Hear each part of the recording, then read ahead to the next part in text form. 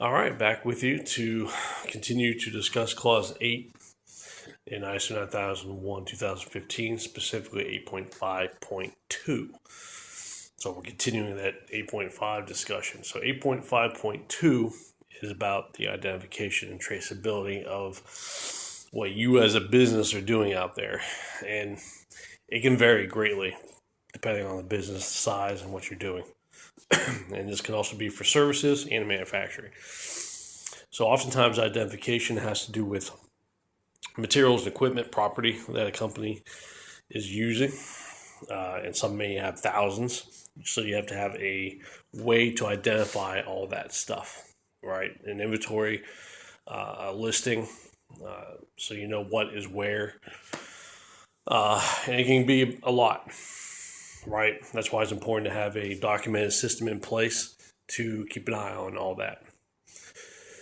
The traceability, and again, it depends on what it is for, but oftentimes it can be for an employee using a piece of equipment on whatever it may be that they're working on, they're servicing.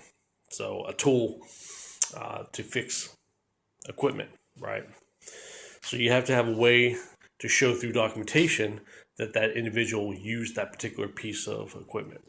And oftentimes, a lot of that equipment may need to be calibrated, which is another important thing, because if you have calibrated tools, then you need to keep that calibrated.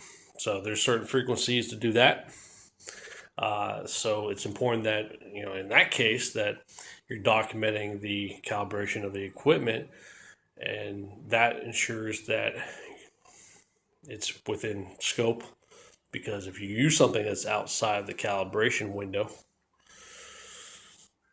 and you're fixing something, well, you're technically non-compliant. So that's where the traceability comes into play.